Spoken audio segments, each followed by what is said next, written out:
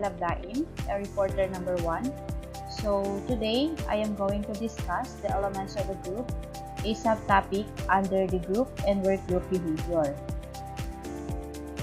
So before anything else, let us consider who is Keith Davis. So si Keith Davis is the author of many articles and several books in management and organizational communications. So sinasabi niya na yung prominent figure in the study of group dynamics identified several key elements that influence the effectiveness and cohesion of groups. His work emphasizes the interplay between individual behaviors, group roles, and environmental factors. So ano ba itong group dynamics na sinasabi para ma-identify natin kung ano yung elements in a certain groups.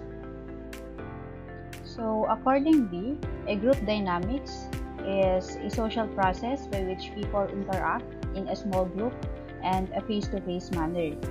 So sinabi ni Keith Davis, he states that dynamics comes from the Greek word dynamis, which means force. So basically, the group dynamics refers to the study of the force operating within a group. So example of group dynamics in action is the teamwork, leadership, conflict resolution, decision making, and group cohesion. So here are 3 elements of a group identified by Keith Davis. First is the person variables. This encompasses the individual characteristic of a group members, such as personality traits, abilities, and motives. For instance, the presence of both extroverted and introverted individuals can impact group cohesions. So basically, it refers to the individual characteristic in which the group members bring to a group. It includes personal traits, abilities, values, and motives. So definitely, these differences can significantly influence how a group functions and interacts. Second is the environmental variables. The context in which a group operates significantly affects its dynamics. Factors like group size, the physical space utilized, and the broader organizational or community settings play crucial roles. So, Davis notes that optimal group size often ranges between 50 to 100 members, aligning with evolutionary mechanisms for detecting free riders in groups. So basically, it pertains to the external conditions and contextual factors that influence group dynamics. Third is the task variables. The nature of the task at hand influences group behavior. Tasks that are complex or ambiguous may require more structured communication and coordination among group members. So Davis highlights that clear objectives and defined roles are vital for effective task execution. So in task variables, it refers to the characteristic of the work or goals that the group is expected to accomplish. So basically, the complexity, clarity, and structure of a task can significantly influence how a group operates. When the tasks are complex, they often demand more structured communications and in a greater degree of role clarity among members. Assalamualaikum everyone, I'm Khansa Saricala.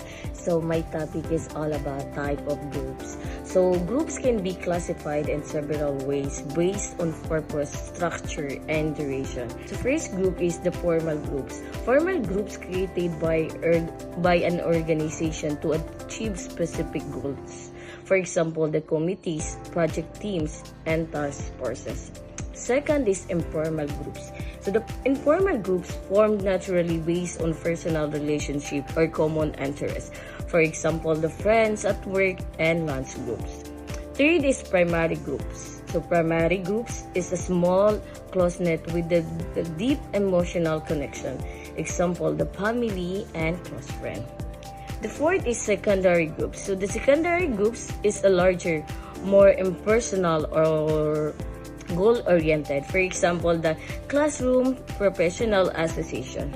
The fifth is the reference group. Reference groups that individual compare themselves to for self-evaluation. Example, the celebrities or peer groups.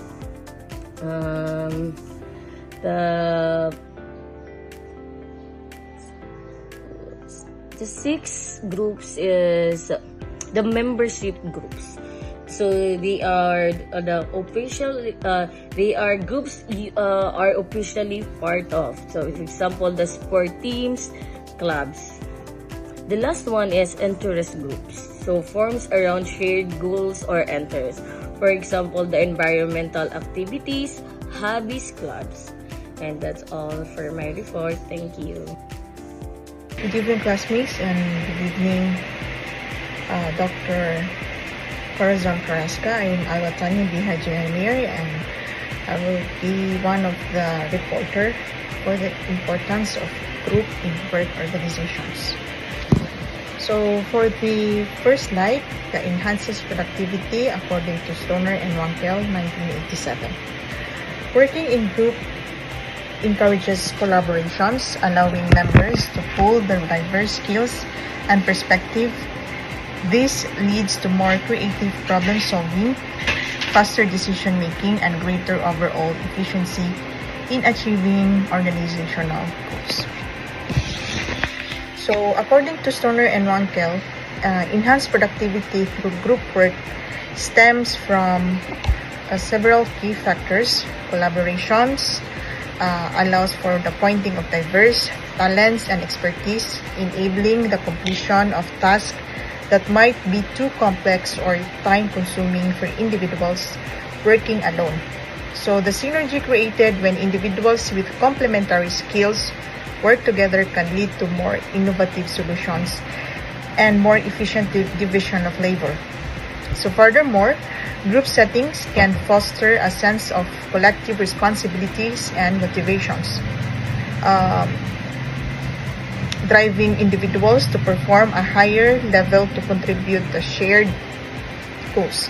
This collective effort, as highlighted by Stoner and Wankel, ultimately translates into increased overall productivity for the organizations. So for the second slide, it is about promotes learning and development by Davis, 1982.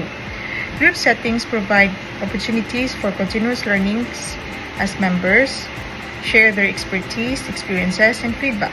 This environment fosters skill development, encourages innovations, and enhances the individual and collective competencies within the organizations. So, the Davis 1982 emphasized that the group settings are powerful catalysts for learning and development within the organizations. By providing opportunities for continuous interactions, group work allows members to share their unique expertise, experiences, and perspectives. These dynamic environments foster skill development as individual learning from each other's strengths and approaches to problem solving.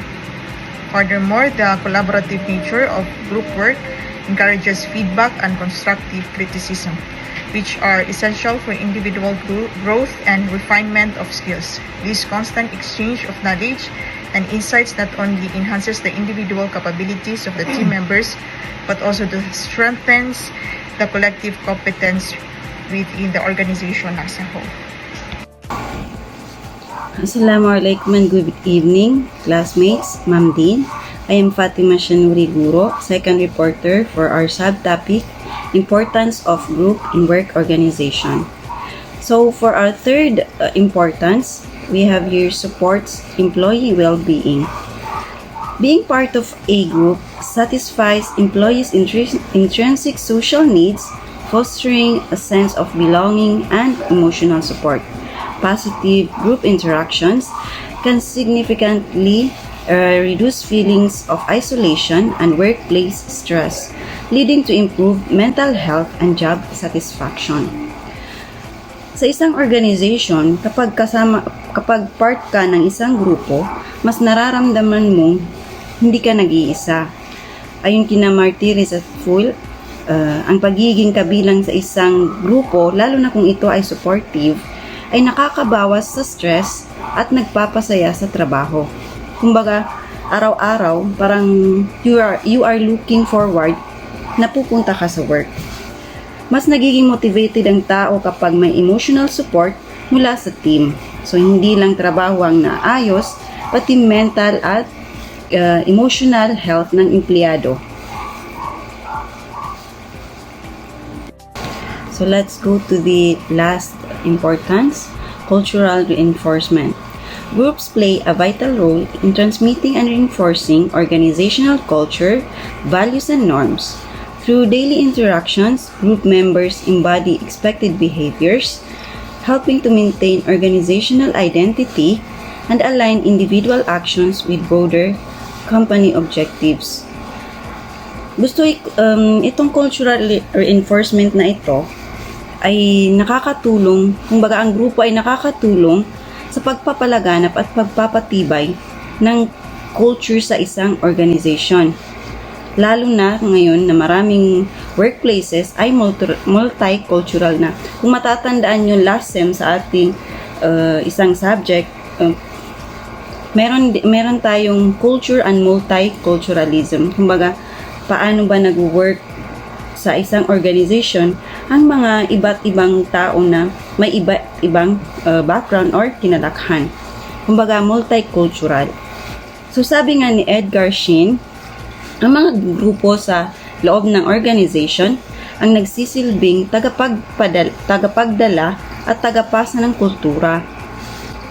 Hindi ito yung minimin natin na culture kung saan yung iniisip natin is tulad lang ng pagkain or tradition, kundi ito yung mga values, beliefs, at ways kung paano natin ginagawa ang mga bagay-bagay.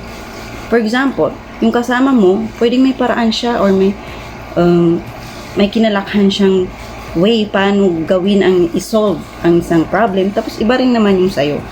So, yun ang multiculturalism. So, halimbawa, sa isang grupo, makikita mo kung paano sila mag-communicate or paano nila hinahandle ang conflict or kung may guluman sila, paano sila mag-coordinate at saka kung paano nila ipinapakita ang respeto sa isa't isa. Yung mga maliliit na bagay na yan, yun mismo ang nagpapakita ng kultura sa isang organization. Kung napansin nyo, kung may bagong employee, natututunan niya ang mga ito hindi sa pagbabasa naman. Hindi natin yan makikita sa manual, kundi sa pakikisalamuha or pag-observe ng mga kung paano ginagawa ng mga dating empleyado yung mga bagay-bagay sa isang organization. Ngayon, dahil marami na sa ating mga workplaces ay multicultural, ibig sabihin may empleyado na galing sa iba't ibang background, lalo na sa ibang bansa at paniniwala, dito mas lalong nagiging mahalaga ang role ng group. So, bakit kamo? Kasi, ang grupo ang nagsisilbing kumbaga bridge or daan para magkaintindihan ang iba't ibang kultura sa pamamagitan ng daily interaction, nagkakaroon ng mutual understanding at respeto. Tinutulungan ng grupo na i-balance ang pagkakaiba-iba ng values o communication styles at dahil dito mas madaling mabuild ang inclusive at unified na work culture kahit na diverse ang mga tao sa isang organization. So, yun po ang aming presentation ni Ms. Tanya sa importance of group in work organization. Salamat po sa pakikinig and thank you. Good evening. Good day everyone. Today, we will explore group goals, a vital element in organizational success. Group goals align individual efforts and create shared direction and helping teams function effectively. Let's begin by understanding what group methods and techniques are. These are structured approaches designed to support interaction, collaboration, decision-making, problem-solving, and learning within a group. The main goal is to tap into the collective knowledge, creativity, and energy of the group to achieve better and more effective outcomes. Group goals play a key role in aligning individual efforts toward shared outcomes in organizations. They provide direction, build unity, and help teams stay focused. More than just targets, group goals reflect the influence of individual behavior, group dynamics, leadership, and organizational culture. According to Davis, group goals are essential because they serve multiple important functions. First, they provide direction. Group objectives give members a shared purpose, guiding their efforts toward a common goal and aligning their collaboration. Second, they enhance motivation. When group members connect with a clear objective, they tend to become more committed and enthusiastic in working toward it. Third, objectives promote coordination. By clearly defining what group is trying to achieve, individual actions can be synchronized. This reduces conflict and encourages teamwork. And lastly, group objectives facilitate performance evaluation. These objectives act as a benchmark, helping the group assess how well it is performing. In essence, Davis believed that group goals do more than just guide tasks. They unify individual efforts, foster collaboration, and are vital for organizational success.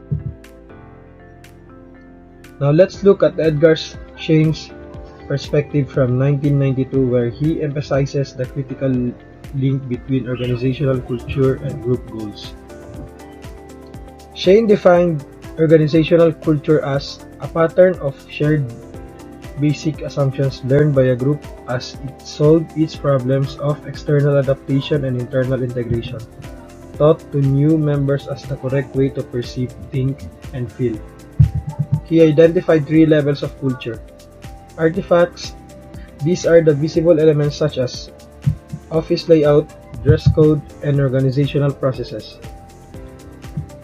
Espouse values. These are the declared goals, values, and strategies of the organization. Basic underlying assumptions. These are the deeply embedded, often unconscious beliefs and values taken for granted. Shane emphasized that group objectives are strongly influenced by an organization's culture. Culture shapes what is valued and how group members behave.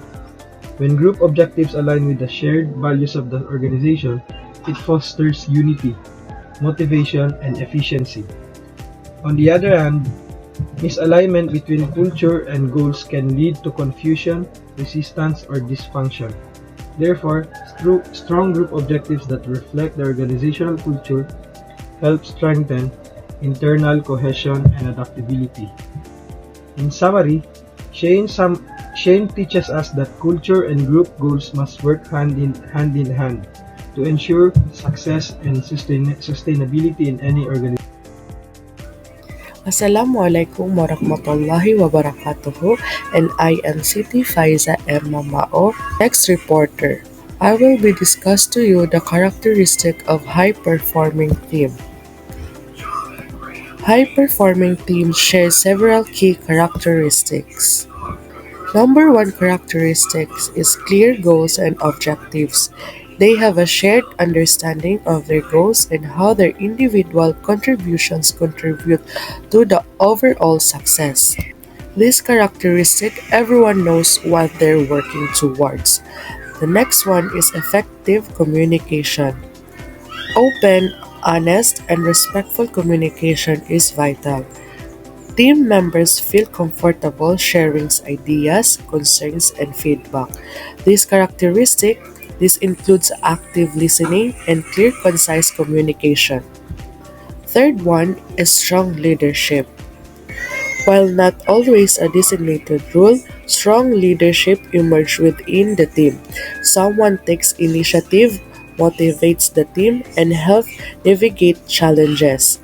This characteristic could be distributed leadership, where different members lead in different areas. Next is mutual respect and trust. Team members values each other's contribution and trust each other's abilities. This characteristic create psychologically safe environment where everyone feels comfortable taking risks and being vulnerable. Next characteristic is shared responsibility and accountability. Everyone takes ownership of their tasks and holds themselves accountable for their performance. These characteristics, these are sense of collective responsibility for the team's success or failure. Next is collaboration and teamwork. Team members works together effectively, leverage and each other's strength and compensation for weaknesses. They understand the value of collaboration and actively seek input from others. Next is continuous improvement. This characteristic high-performing teams are constantly looking for ways to improve their processes and performance. This characteristic, they embrace feedbacks, learn from mistakes, and adapt to changing circumstances. Next is the conflict resolution. Disagreements are inevitable, but high-performing teams have effective mechanisms for resolving conflict constructively. They focus on finding solutions rather than placing blame. Next is diversity of skills and perspectives. A diverse team brings a wider range of skills, experiences, and perspectives, leading to more creative solution and better decision. Last one is regular feedback and recognition. Team members receive regular feedback on their performance, both positive and constructive. Their contributions are acknowledged and celebrated. So these characteristics are interconnected and reinforce each other's. Building a high-performing team requires conscious efforts and commitment from all members to foster their qualities. That's the end of my report and thank you. So, Assalamualaikum warahmatullahi ta'ala wabarakatuhu. I am Radma Isnani, and in this video, I'll be discussing the topic group methods and techniques. So, for introduction, group methods and techniques refers to structured approaches used to facilitate interaction, collaboration, decision-making, and problem-solving. It also involves learning among members of the group. So, of course, these methods aims to harness the collective knowledge, the creativity, and energy of the group for better outcomes. So, for group methods and techniques, these are organized ways to help people in a group work well together. So they used to, of course, talk and share ideas. So there is an interaction.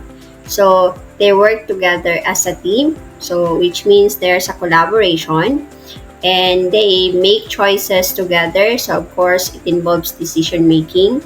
They find solutions to a problem. So for problem solving, and they also learn from each other, or there is a learning. So of course, these methods help a group to work more effectively, fair, and productive. So of course, these methods are used to bring out the best ideas, the skills, and the efforts from everyone in the group, so that they can get better result together. So now let's move on to the different group methods and techniques. So under this, we have the three. So first, we have the discussion-based method. Second, we have decision-making techniques. Third is the collaborative techniques. So of course, I'll be discussing this further in the next following slides. So first, we have the discussion-based method. So Of course, the discussion-based method is our ways of learning or solving problems by talking and sharing ideas in a certain group. So everyone gets a chance to speak, listen to others, and learn from each other. So of course, this kind of methods, they help people to, of course, understand different opinions. They think deeply about a certain topic, and they work together to find answers or make decisions. So under these methods, examples are brainstorming. We also have panel discussion. We also have roundtable, and of course the BAS group. So I'll be discussing this in the, of course, next following slide. So first, let's discuss a brainstorming. So brainstorming was developed by Alex Ornsberg. So it is a group technique by which efforts are made to find a conclusion for a specific problem by gathering a list of ideas spontaneously contributed by each member. So it also generates as many ideas as possible, suspending evaluation until all the ideas had been suggested. So as mentioned, brainstorming is a group activity where people quickly share as many ideas as they can to solve a problem. So, of course, as mentioned, it was created by Alex Osborne. So, of course, in this concept, everyone in the group says their ideas. So, even it's wild or the unusual ideas, so no one is allowed to judge or say if that idea is good or bad during the session. So the goal is to, of course, to come up with lots of ideas first, and then later the group can look at the ideas and choose the best one. It's actually fun and creative in a way to solve a certain problems together. So how this brainstorming works? So of course, the guidelines for brainstorming is, of course, the criticism of ideas is not allowed. So of course, you don't or we don't criticize anyone's idea. No one is allowed to say an idea it is bad or wrong idea. And second, no idea is considered too far out. People are encouraged to state publicly any of their ideas. So of course, all ideas are welcome, even the like the crazy one. So there's no such thing as silly or like weird idea. So all idea are accepted. Third, the participants are encouraged to build on the suggestions of others. So which means you can speak up and share your thoughts. Everyone should feel free to say their ideas out loud. And of course, you can add to this to their ideas. So you can help improve the idea of that someone, and then by building it. And then lastly, as many ideas as possible are encouraged. Of course, we try to think a lot of ideas. Of course, the more ideas is the better. So now let's move on to the second example. So we have the panel discussion. So panel discussion is a discussion-based method where a group of individuals, of course, typically they are like 4 to 8 members present and discuss a topic in front of an audience. So, of course, a panel discussion is a teaching method used to share information, analyze problems from different perspectives. We identify values and promote mental recreation. So, a panel discussion also can be conducted in person or virtually. So, and then in the format that can range from live session to recorded webinars. So, as mentioned earlier, a panel discussion is when a small group of people, they are usually 4 to 8 individuals, they talk about a topic in front of the audience. So, of course, each person in the group share their own ideas and opinions. So, they may agree or disagree, which helps show different sides of a topic. So, of course, the goal of a panel discussion is to give information, understand the topic better, and of course, make people think. And of course, a panel discussion, it can be happen like face to face, or it could be in online. So, and they could be also live or recorded. So, a panel discussion is like a group conversation that others may listen and others may learn from listening. Okay, so that is panel discussion. So now let's move on to the third example. We have the roundtable discussion.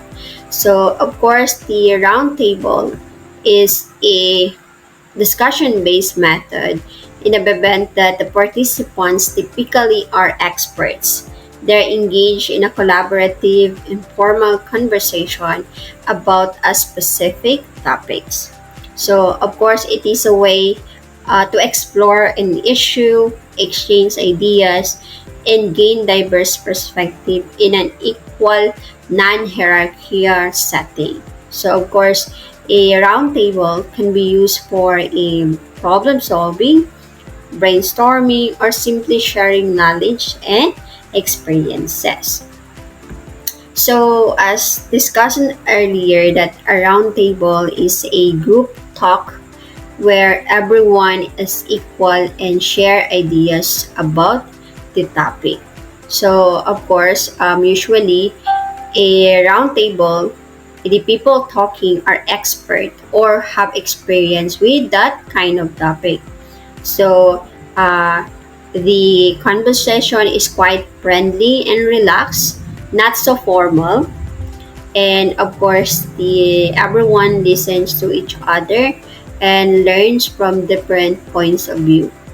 So it can be used in a problem solving, think of new ideas, and share what they already know. So of course, also the roundtable was called because everyone in the table gets an equal chance to speak, just like sitting around a round table with, of course, no one at the head. So all of them are fair, so they can speak as much as they want. So that is the round table. So next we have the bus group. So bus group is a discussion-based method where a large group is divided into a smaller or temporary groups. So they are typically 2 to 3 people to discuss a specific question or a certain issue. So this allows for a quick idea generation, a reflection on the topic, or focused discussion on a certain problem within a limited time. So, in short, the bus group is when a big group is split into a small group. So, usually 2 to 3 people to talk about a question or a problem. So, each small group talks about for a short time. So they share their thoughts and ideas quickly. So this helps everyone get involved and think deeply about the topic. So after that, later, the group can come back together and share what they already discussed. And it is actually fast and easy way to let more people talk and share ideas in a short period of time. So that is the BAST group. So now let's move on the second techniques. We have the decision making techniques. So when we say decision making techniques, these are the ways to help group choose the best option when they have to make a choice or to solve a certain problem. So the decision-making techniques are methods that help people think carefully, share opinions, and work together. So they make sure that the decision is fair, it is clear, and based on the good reasons. So everyone in the groups get a chance to be involved and agree on the final choice. And in short, these techniques help a group debate or decide what to do in a smart and organized way. So under this techniques, we have the Delphi technique. Second, we have the nominal group techniques. And then we also have the devil's advocacy. We also have the electronic meeting. We also have the fish bowling. We also have the didactic interaction. And G, we also have the interacting groups. So I'll be discussing this further in the next following slides. So now let's move on first to the Delphi techniques. So it is actually originated at the Rand Corporation to gather judgment of experts for use in decision making. So it was developed by Norman Dalkey and Olaf Helmer. So it is used for forecasting a future events. 15 to 20 experts are involved. The structured questionnaires is sent to these experts, and there is no actually interaction between them. A summary is being prepared by taking the opinions of different experts. So, in simple word, the Delphi technique is a way to collect an expert's opinion to help make good decisions or predict the future. So as mentioned, it was created by Norman Dalkey and Olaf Helmer at the Ranch Corporation. And of course, it is often used to guess what might be happened in the future. So the term forecasting. So about 15 to 20 experts are being chosen for this kind of method or technique. So each experts gets a questionnaire to fill out. So they do this on their own without talking to each other. So of course their answers are being collected and they're being summarized. So this process may of course happen in separate rounds to get better answers. So of course the main goal here is to combine experts' ideas without letting them influence each other directly. So of course each expert doesn't know each other. So that is the Delphi technique. Now let's move on to the nominal group techniques. So the nominal group techniques, it was developed by Andrei Delvecki and Andrei van de Ven at the University of Wisconsin. So the individuals silently list their ideas. So the ideas are written on a chart, one at a time, until all ideas are being listed. So of course the discussion is permitted by only to clarify the ideas.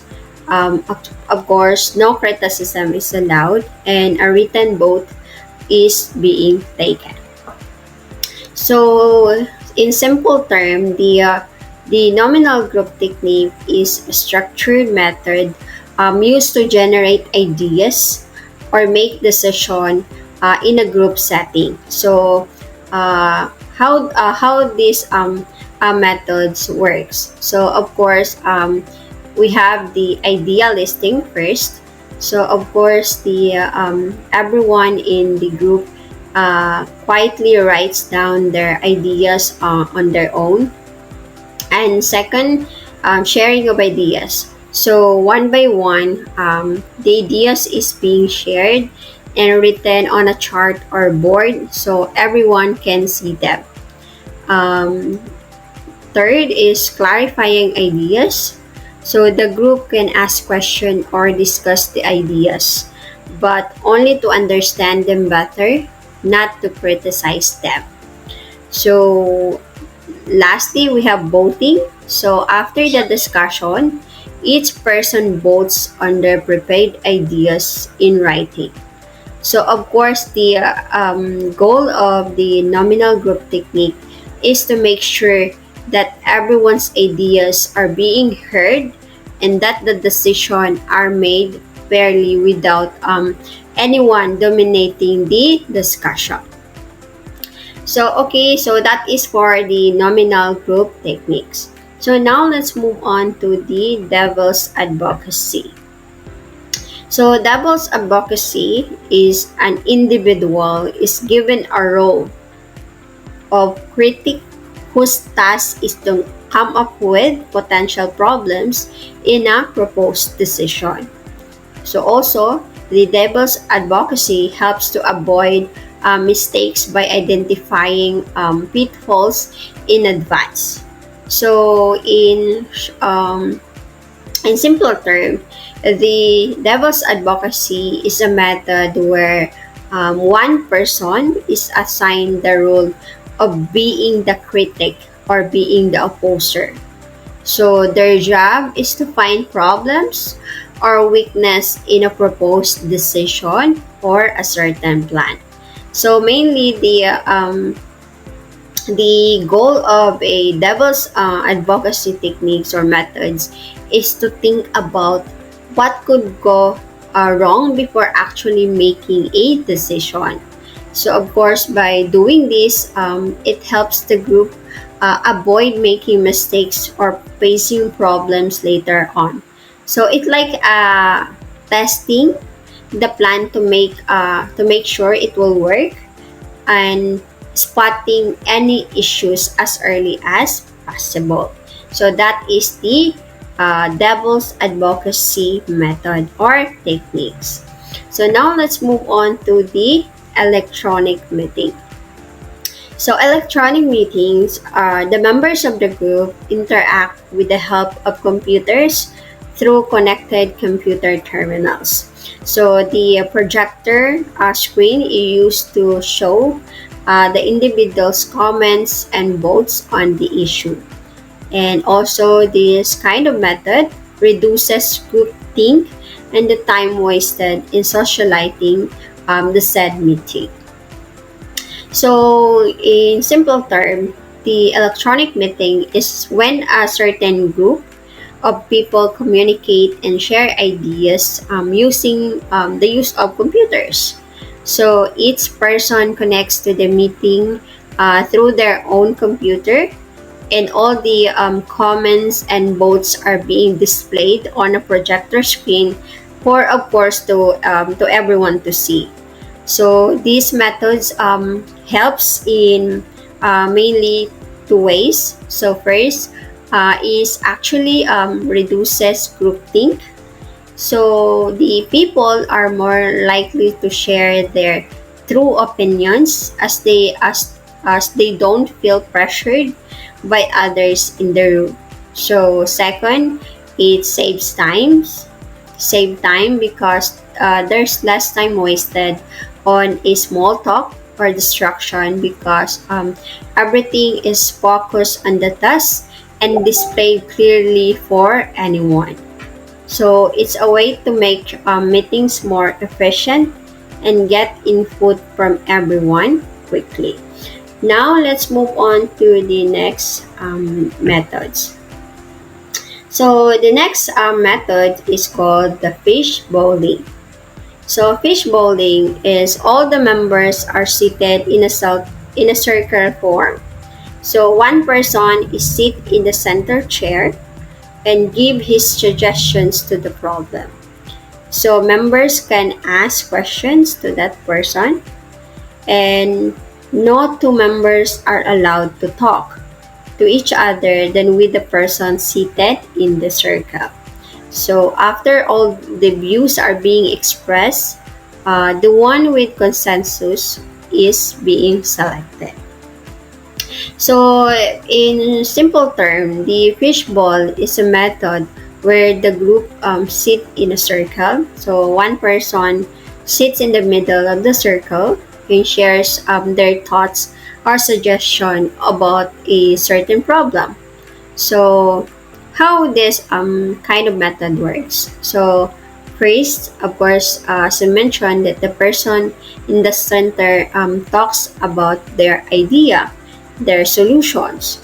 Then the other members of the group can ask the first person questions about their idea, but they can talk to each other directly. And then, of course, once everyone has shared their thoughts and questions, the group works together to pick the best idea based on what they all agree on. So, of course, and mention these methods help focus the discussion on the person in the middle and make sure that everyone has the chance to contribute. So actually, it is also encourages careful listening and understanding before deciding a certain solution. So that is the fish bowling.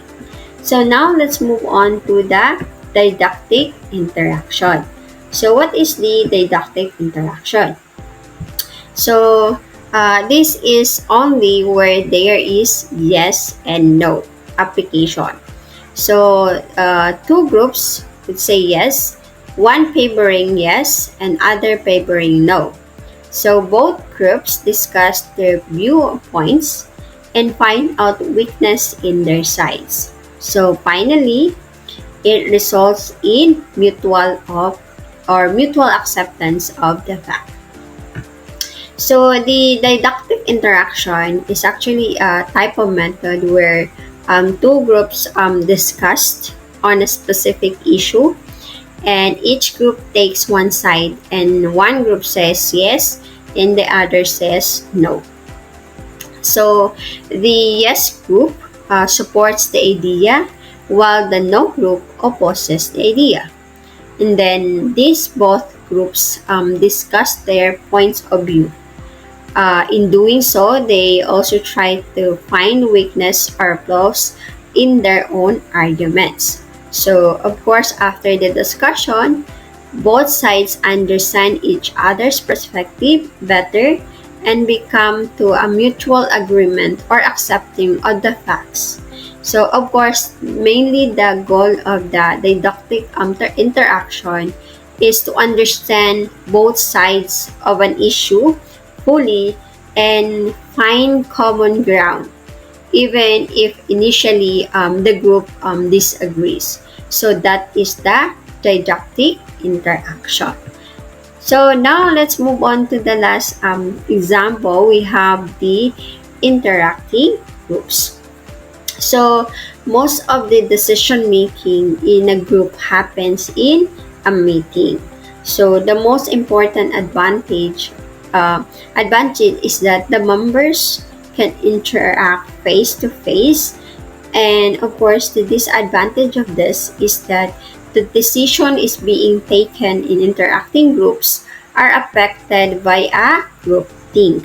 So there is a pressure to conform and etc. So in simple words, the interacting groups are when people make decisions together in a meeting, and usually it is face to face. So how these interacting groups works. So first, the advantage. So everyone can talk directly to each other. They share ideas and discuss the issue in real time. Of course, the disadvantage of this is that sometimes people might just agree with the majority opinion to fit in, even if they don't fully agree. So this is called groupthink. So the decision might not always be the best or most thoughtful because people feel pressured to conform.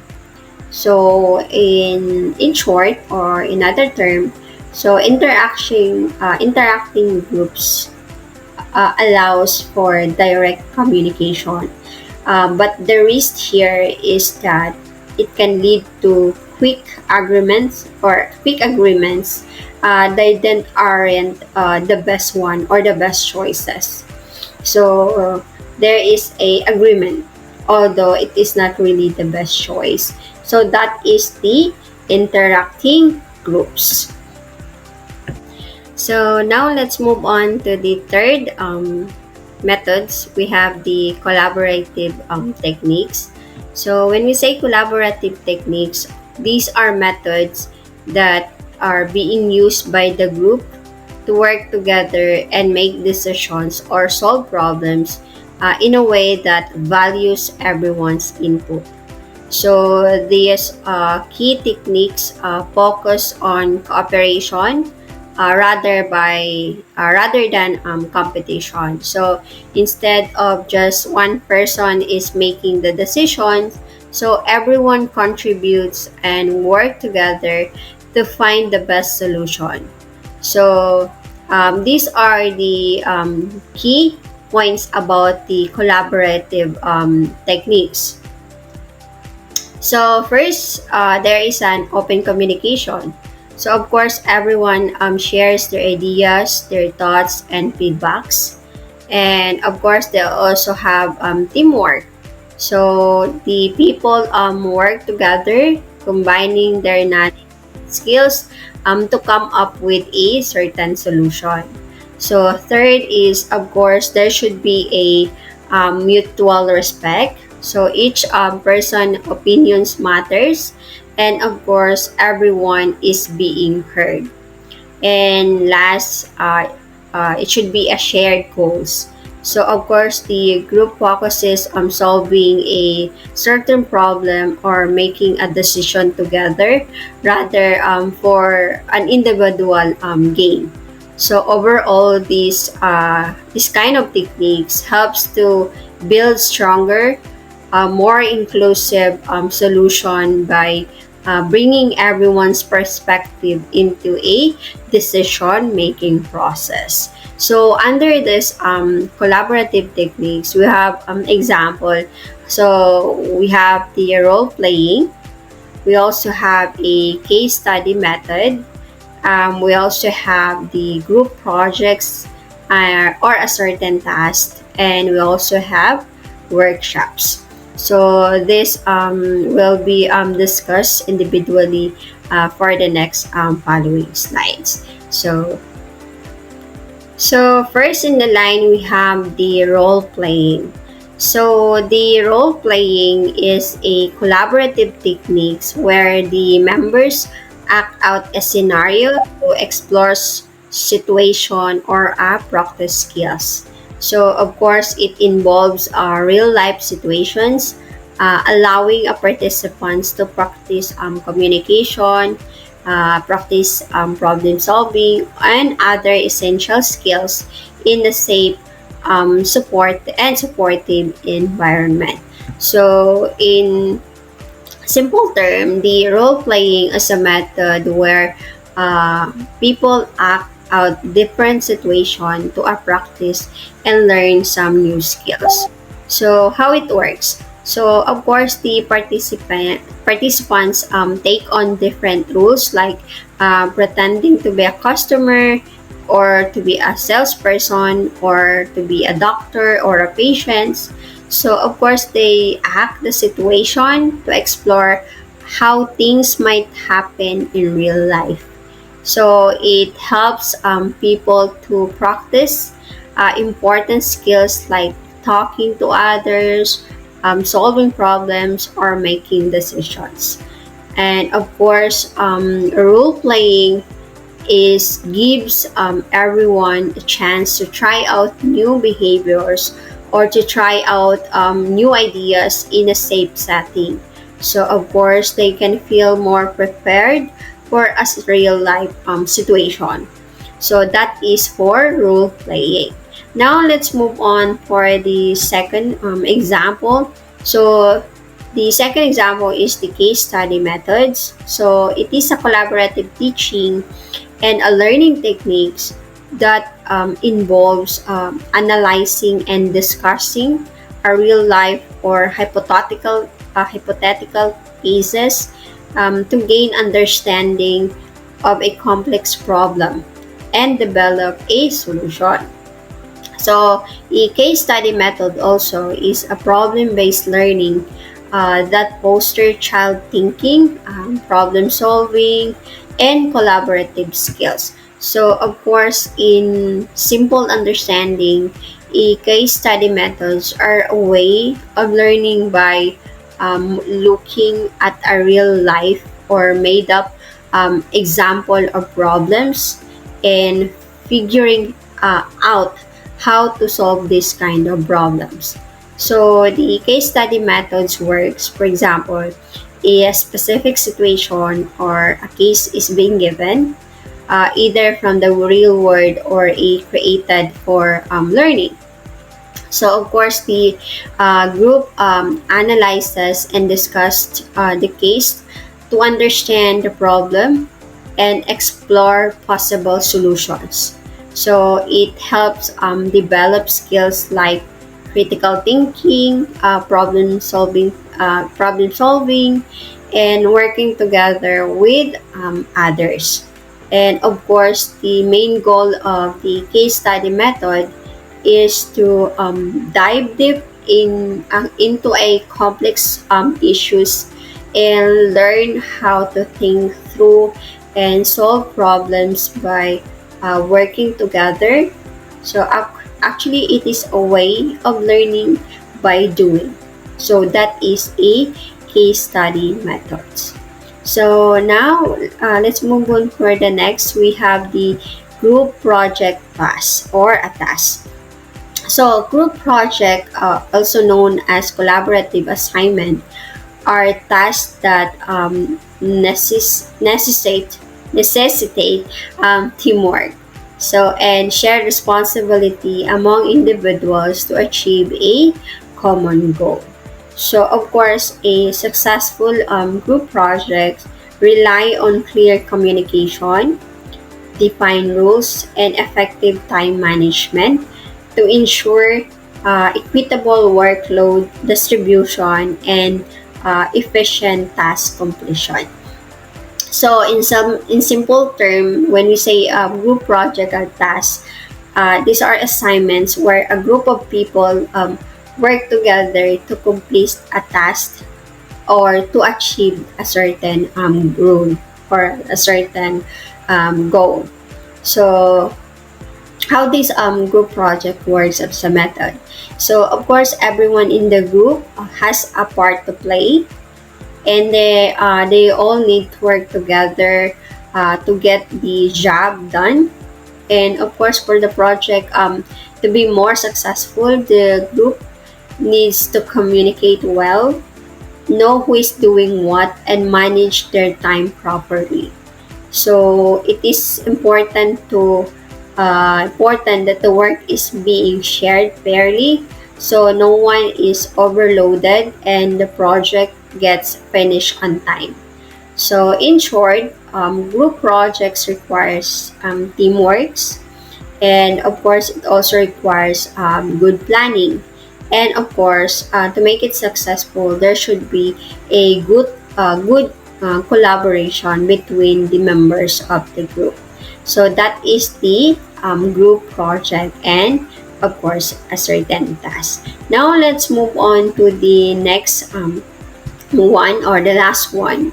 So we have the workloads. So workloads, these are collaborative workshop or meetings for being participants actively work together to analyze problems, brainstorm ideas, and of course develop solution or plans. So workshop also, this can be facilitated using a various methods and tools. That includes facilitated meetings, game storming, innovative games, and visual meetings. So also the workshop, it is a effective collaborative workshop, requires a planning, active participation from all the members, and of course a creative use of media. So in simple term or simple word, the workshop are special meetings where people come together to work on a problem or the idea. So of course the workshop works. So of course one is everyone in the group works together to look at the problem, come up with the ideas, and of course figure out solution or certain plans.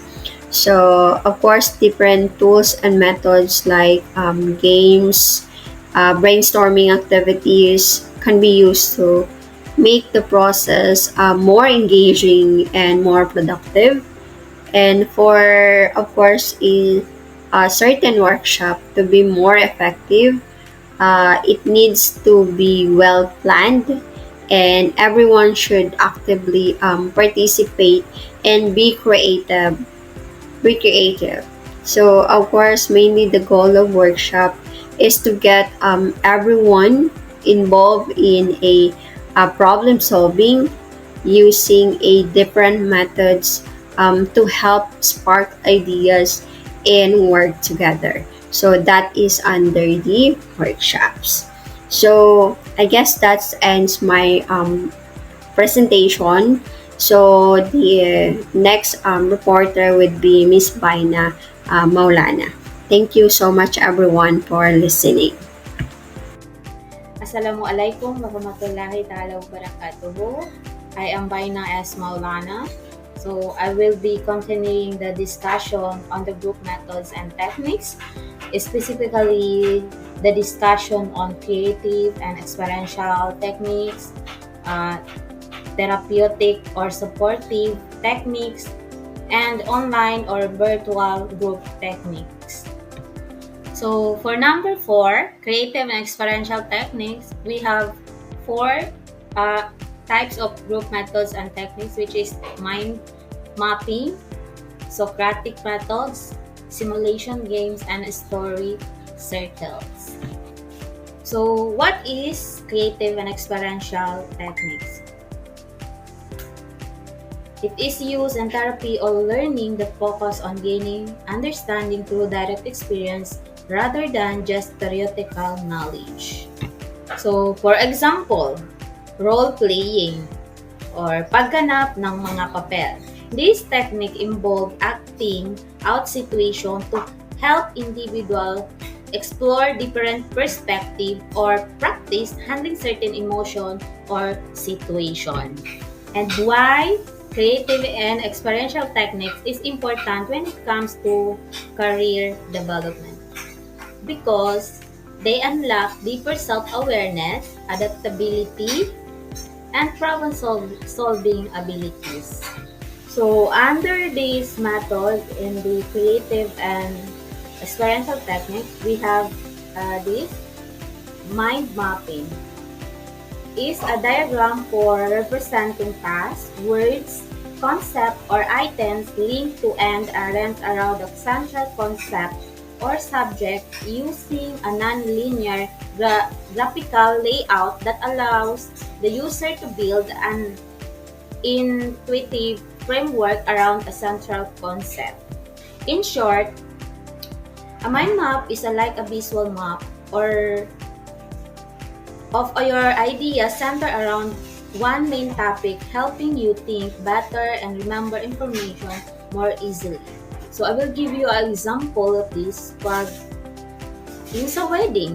So siyempre, nakatatak sa isip natin, ay, may kasal ako, ganun, example, ganun. So meron ka ng center idea yung about sa kasal. So, doon sa kasal na yon, may iba't ibang kang branches. Yun yung magiging branches niya. Kung magkano yung magiging magasto mo, kung saang area ka magpapa-reserve, kung ilang tao yung pupunta. So, through the isang idea na yon, marami na siyang branches. So, ganun yung mind mapping. So, ang nakakatulong ang mind mapping talaga na yung memory natin minsan, yung paulit-ulit natin ginaano sa sarili natin na ganito yung gagawin ko pala, ganito. So, ganun yung mind mapping ko.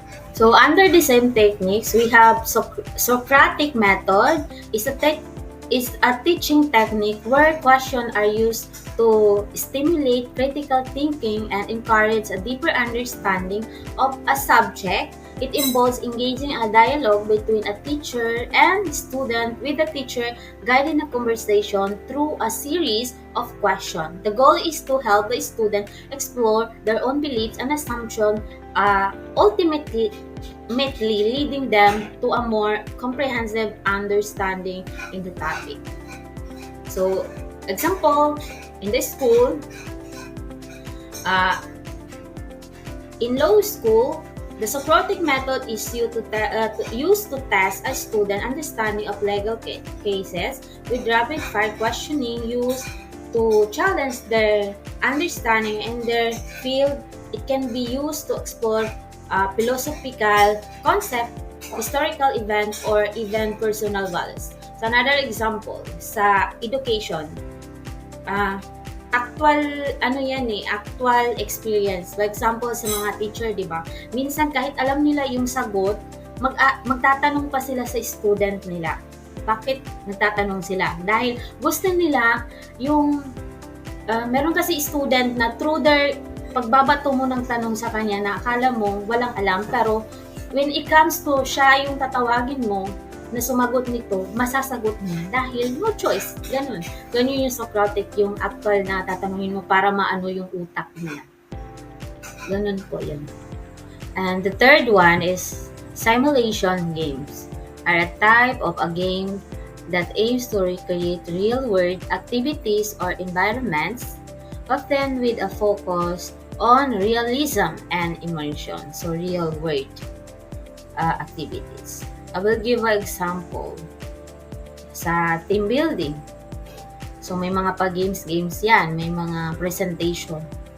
So, ang nangyayari yan, meron mga grupo talaga na ang ginagawa nilang concept is kung ano yung trabaho nila sa office, yun yung gagawin nilang concept. Tapos ngayon, yun yung ipapresent. Like for example, ako ang work ko sa office is taga-timpla ng kape or something na taga-photocopy. So, yun lang ang work ko.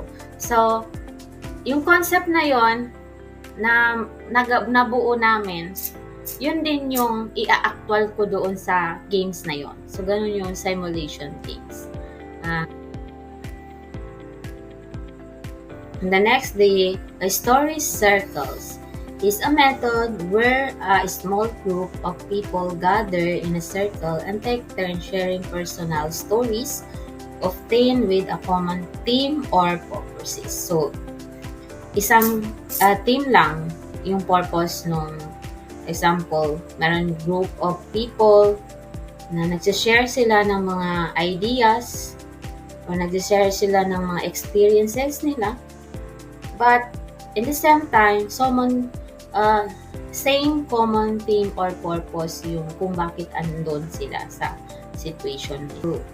In number 5 is therapeutic or supportive techniques relevant in counseling or therapy groups. So in this method, we have 3 methods, which is support groups, guided group discussion, art or music therapy in groups. In support group is a gathering of people facing common issues to share what's troubling them. Through the sharing of experience, they are able to offer support, encouragement, and comfort to the other group members and receive the same in return. Then, siguro nanonood naman kayo siguro yung mga movie na yung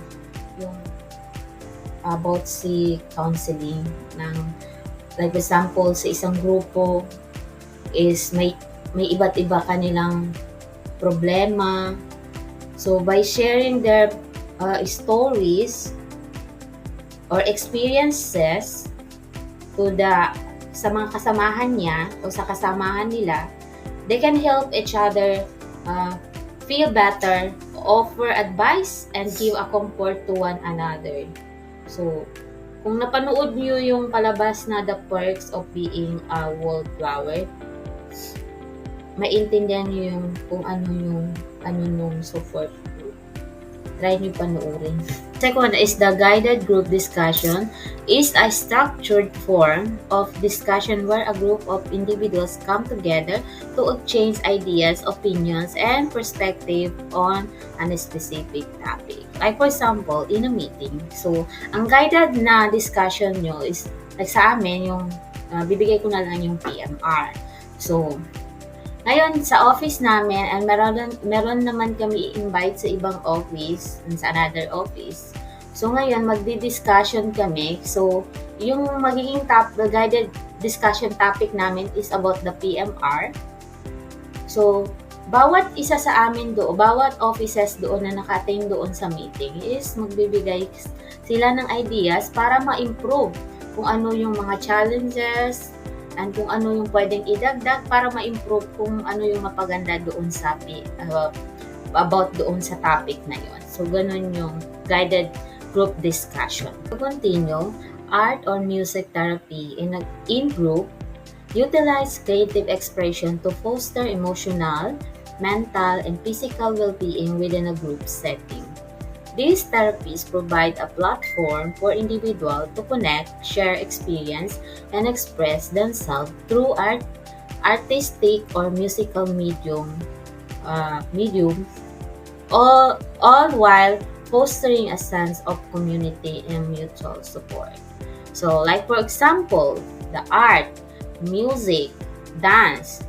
So, through that, you can show your emotion or kung ano yung na-feel mo, kung ano yung nasa isip mo, through the sound, yung sa art is makikita na. Like yung sa music naman, yung ibibigay ko yung Simora. Di ba after the divorce niya, so nagkaroon siya ng kanta. So through that, parang napalabas na yung kung ano yung mga hinanakit niya na doon sa ex niya. So, di ba, nakabuo siya ng magandang kanta. Kasi, doon niya nilalabas yung emotion na doon sa kanta niya. Number 6, the online or virtual group techniques. Within, we have 3, breakout room, collaborative documents, virtual whiteboards. What is online virtual group techniques? So, it refers to methods and strategies that therapists or facilitator use to effectively run counseling or therapy groups in a digital format. Example, the Zoom, Microsoft Teams, or other platforms. Breakout rooms are smaller, separate online meeting space used to facilitate focused discussion or collaboration within a larger meeting or event. So, like for example, in Macapaar, we have 3 services: agriculture, fisheries, and agrarian reform. So, example nito, ang administration team at Macapaar is holding a meeting with 30 staff members to discuss how to improve the services. So, and now, the hosts divide participants into breakout rooms based on different services. So, based on different services. Each group is asked to discuss specific challenges and ideas for improving their services area. After 10 minutes, all participants return to the main meeting room to share their group's findings and suggestions. So, these methods encourage participation and allows more detailed discussion in smaller groups. So, Collaborative documents are built by and shared with many editors. Among the most familiar tools for creating collaborative documents are Google Docs, easily accessible through the Google Drive account connected to your UA email. So, yung familiar, I believe na familiar itong tools na ito sa atin, itong Google Docs, no? So, madalas ito yung ginagamit sa offices, which is sa amin, sa Macapaar. 'Di ba, may tatlong services kami, which is isang office lang ang planning namin. So, ngayon, si planning. For example, may kailangan si planning na isa-submit ng per services. So, gagawa siya ng Google link na yung kailangan nila na accomplishment, doon, ang mag-i-input na diretso doon is si agriculture, fisheries, and agrarian. So, yun yung link na ginawa ni planning is diretso na mag-i-input yung tatlong services doon. So, ganun yung collaborative documents. The last part of my report is virtual whiteboard. It's a digital tool that mimics the functionality of a physical whiteboard but allows for online collaboration and sharing. So, in other words, it is an online meeting where participants use a digital whiteboard tool to collaborate visual in real time. It's similar to using physical whiteboard in a room, but it's done through software during a video conference or remote work session. So, that typically happen in a virtual whiteboard meeting. The participant brainstorm ideas, make drawing, or organize thought visually. Everyone can see and interact with the same whiteboard. The tools like Microsoft Whiteboard and Miro are commonly used. So, yun. And its often includes sticky note, diagram, flowchart, or freehand drawing. So, these meeting use are useful for team collaboration, project planning, teaching, or creative session when people can't be in the same physical space. So that's all.